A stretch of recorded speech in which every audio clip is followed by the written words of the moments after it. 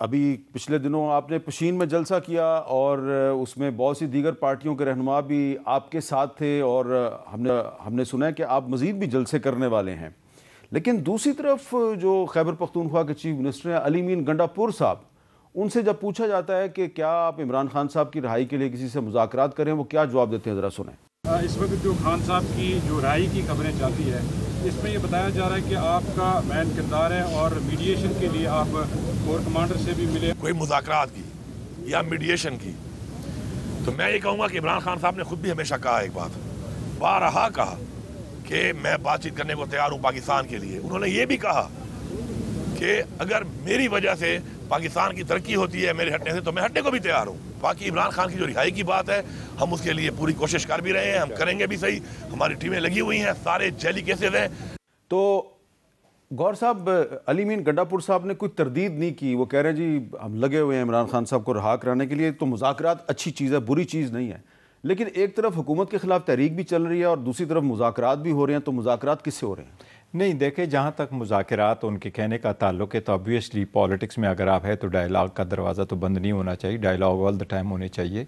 लेकिन इस हुकूमत के साथ हम क्या डायलॉग करें? कल वाली अगर मैं आपको बताऊँ, कल का जो सेशन हमने बुलाया था, सेशन हमने रिक्वेजिशन किया था, आर्टिकल 54(3) के अंडर हमने रिक्वेजिशन किया था, हमारा एजेंडा होना था, जुडिशरी पे बात होनी थी, लेकिन ना ही स्पीकर साहब ने हमारा एजेंडा रखा, नहीं हमें बोलने का मौका दिया, उनसे स्पीच ओथ ले लिया और प्रोरोग किया सेशन को। तो इसके साथ क्या बात करनी। लेकिन जहाँ तक खान साहब की रिहाई का ताल्लुक है, वो गवर्नमेंट के साथ किसी भी सूरत डील के नतीजे में या डायलॉग के नतीजे में खान साहब रिहा नहीं होंगे, नहीं हम चाहते। हम तो कोर्टों में जा चुके हैं और हम समझते हैं कि ये पॉलिटिकल विक्टिमाइजेशन के केसेस है, बेसलेस केसेस है। अदलिया से हम बार दरख्वास्त करते चले आ रहे कि जिस स्पीड से हमारे खिलाफ केसेस चल रहे थे, 14 घंटे केस चला रहे थे, 10 मिनट की ब्रेक करते थे, बग़ैर क्रॉस एग्जामिनेशन का मौका दिए हुए, बग़ैर एविडेंस प्रोड्यूस करते हुए, केस लगा हुआ है स्टेटमेंट रिकॉर्ड करने के लिए, जजमेंट दे रहे थे, केस लगा हुआ है आर्गूमेंट्स के लिए और जजमेंट आई है, और वो भी 30 पेज की जजमेंट विद इन 30 मिनट्स।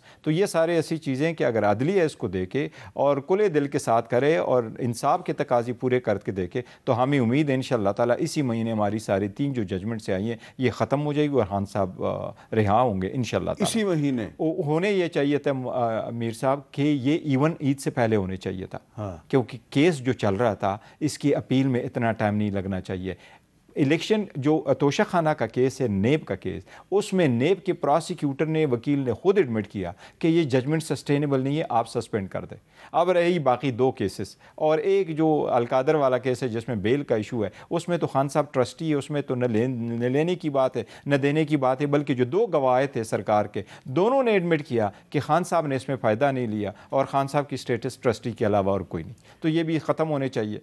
तो आज आप गए इमरान खान साहब को मिलने डयाला जेल, तो वहाँ पहली दफ़ा आपके और खान साहब के दरमियान एक मोटा सा शीशा हायल था। यस, तो ये फर्स्ट टाइम हुआ। मतलब ये है कि सख्ती बढ़ गई है।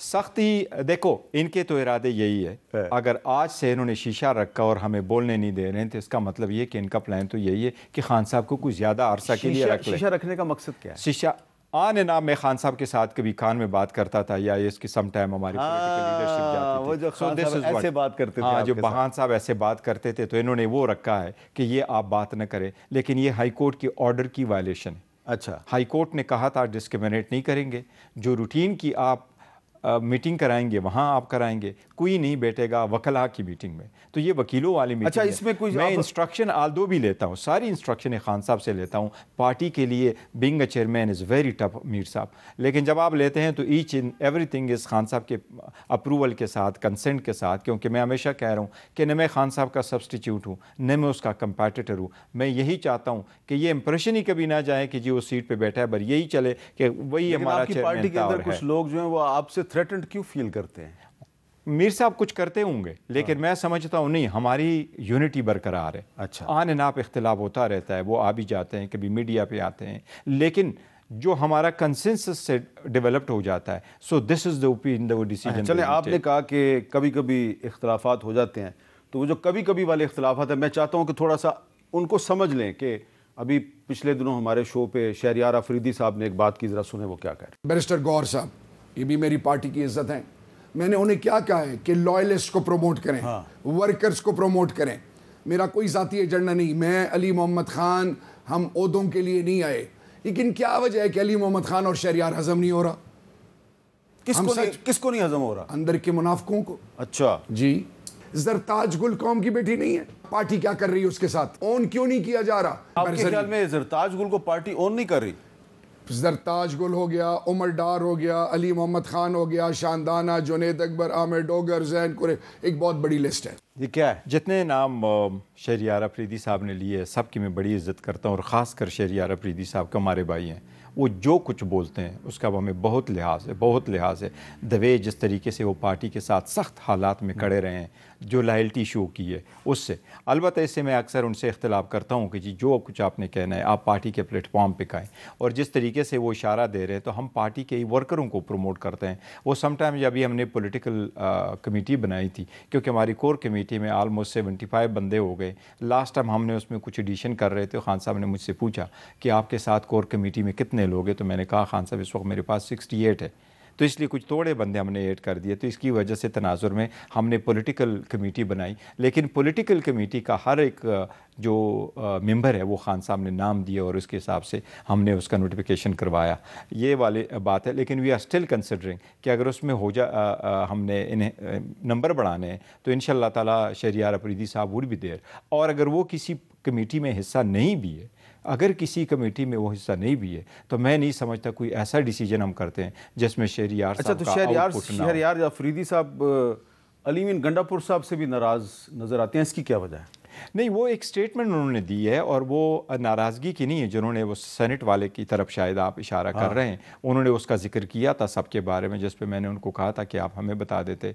लेकिन समटाइम यही होता है कि सारे लीडर्स हमारे यही के समझते और कहते हैं, और बजाज कहते होंगे कि जी हमें आप जब डिसीजन लेते हैं तो उनमें शामिल करें, और हम उनको शामिल करते हैं। लेकिन बात समटाइम ऐसा हो जाता है कि अगर डिसीजन हो जाए और वो उस प्रोसेस में ना बैठे हों तो उनको फुल उसका पता नहीं होता, तो इसलिए समटाइम। अच्छा, आपने खुद कहा कि शहरयार अफरीदी साहब हैं और बहुत से लोग हैं मुश्किल वक्त में वो पार्टी के साथ खड़े रहे, लेकिन कुछ लोग जो थे वो मुश्किल वक्त में पार्टी उन्होंने छोड़ दी। अब वो लोग जो है शायद पार्टी में वापस आना चाहते हैं, उनकी गुफ्तगू से अंदाज़ा हो रहा है। मसलन फवाद चौधरी साहब हैं, अली जैदी साहब हैं, तो क्या इन लोगों के लिए वापसी के रास्ते खुले? देखिए, ये का फैसला सिर्फ और सिर्फ खान साहब करेंगे। जिन लोगों ने प्रेस कॉन्फ्रेंस की है, जो पार्टी से अलग हो गए, जो सख्त में पार्टी को छोड़ गए, जो पार्टी के पास नहीं आ गए, इवन वो लोग जिनको कुछ ख़ास बंदे थे साउथ पंजाब के, जिनको मैंने फ़ोन किया, मैंने उनको कहा हम चाहते हैं कि आप हमारे टिकट पे इलेक्शन लड़े, और बाज़ ने कहा कि जी हमें तो ख्याल यही था कि शायद आप टिकट ही नहीं दे रहे। तो कुछ ऐसे लोग थे। तो इनका सारा फ़ैसला खान साहब इंशाअल्लाह ताला जब आएंगे तो वो फ़ैसला करेंगे कि इनको वापस लेना है या नहीं, और अगर लेना है तो किस टर्म पे इनको वापस पार्टी में लेना है। क्योंकि हमें पार्टी का जो वर्कर है उसका बड़ा ख्याल रखना है। सख्त वक्त में पार्टी के जो वर्कर और सपोर्टर है उनका यही ख्याल है कि जो सख्त वक्त में पार्टी को छोड़ा है, ये डिसीजन सिर्फ खान साहब ही करें। आपको लगता है कि अब जो आप तहरीक का आपने ऐलान कर दिया है तो आपकी तहरीक जो है वो कामयाबी से हमकिनार होगी? इंशाअल्लाह ताला कामयाबी से। जो तहरीक की हम मीर साहब चलाने जा रहे हैं और जिसमें हमारे पास 6 पार्टीज़ हैं, और इस मरतबा भी हमारी मीटिंग लास्ट हुई थी जिसमें लियाकत बलोच साहब भी आए थे। इसमें हमने 2 चीज़ें बेसिकली रखी है कि लॉन्ग टर्म पे जाने के लिए। एक तो ये कि मैंडेट पे हम जाए, और मैंडेट सिर्फ ये नहीं है कि हम ये मैंडेट वापस लें, पर हम मेक श्योर करना चाहते हैं कि आइंदा किसी भी इलेक्शन में, किसी भी स्टेज पे, चाहे वो लोकल गवर्नमेंट हो, प्रोविंशियल हो, बाई इलेक्शन हो, नेशनल इलेक्शन हो, उसमें किसी भी सूरत में धांधली ना हो। ये हर सूरत हमने इंश्योर करना है। और दूसरी बात है, जिस तरीके से अदलिया के लेटर आए, तो ये पूरे पाकिस्तान और मुल्क और कौम के लिए लम्हिया फ़ख्रिया है कि जज साहिबान ख़ुद इंसाफ के तलबगार है, और वो कहते हैं हमारे साथ इंटरफेरेंस हो रही है और हमारे घरों में आया जाता है, हम पे प्रेशर डाला जाता है। तो हम कोशिश ये कर रहे हैं कि ऐसी सूरत हाल कभी ना हो, अदलिया पे ना कोई प्रेशर डाले और ना उनको कोई ज़ेर करे, ना उनमें कोई इंटरफेरेंस करे। स्पेशली जबकि जज साहिबान ने लेटर में ये भी लिखा है कि अभी भी इंटरफेरेंस हो रही है। So we want to make sure कि इंटरफेरेंस ना हो। अच्छा, आप ने जो अभी पशीन में जलसा किया उसमें मौलाना फजलुर रहमान साहब के ख़िलाफ़ नारे लगे, और एक और भी जो सीनियर रहनुमा हैं महमूद खान अचकज़ई साहब, उनके ख़िलाफ़ भी कुछ लोगों ने नारे भी लगाए, आवाज़ें भी लगाई, लेकिन वो मीडिया पर इतनी नज़र नहीं आई। ये जो मामलात हैं इनको कैसे कंट्रोल करेंगे आप? देखिए, अवाम में तो हमेशा जो आपके वर्कर सपोर्टर होते हैं वो एक नज़रिए के मुताबिक चल रहे होते हैं, सम टाइम उनके सख्त हालात भी होते हैं और आवाज़ें, आपकी बात सही है, लगी थी, उनको रोका गया था। और हम सबको यही यकीन करा रहे हैं कि अगर हमने आगे की तरफ बढ़ना है तो हमने ये पॉलिटिकल अलायंस को साथ लेके जाना है। हमारे अपने अपने पार्टीज़ है और हमारा विजन और नज़रिए डिफरेंट है, हमारे मैनिफेस्टो डिफरेंट है, लेकिन एटलीस्ट यहाँ कुछ ऐसी चीज़ें हैं जिस पे हमारा इत्तेफाक हो सकता है, चाहे वो महमूद खान चकज़ई साहब है, चाहे वो वहदतुल मुस्लिमीन है, चाहे वो जमात इस्लामी है। तो हम चाहते हैं कि वो गुड फॉर द कंट्री जो है उनको हम आगे लेके जाते हैं। मौलाना फजलुर रहमान साहब से भी आपके मामला जो हैं वो बेहतर हो सकते हैं? बेहतर हो सकते हैं, बिल्कुल हो सकते हैं। मौलाना फजलुर रहमान साहब के साथ हम 2 पॉइंट पे एजेंडे पे चलना चाहते हैं, ये एक जो अदलिया की आज़ादी और दूसरा कि इलेक्शन में कभी इंटरफेरेंस ना हो और इलेक्शन में धांधली ना हो। अच्छा,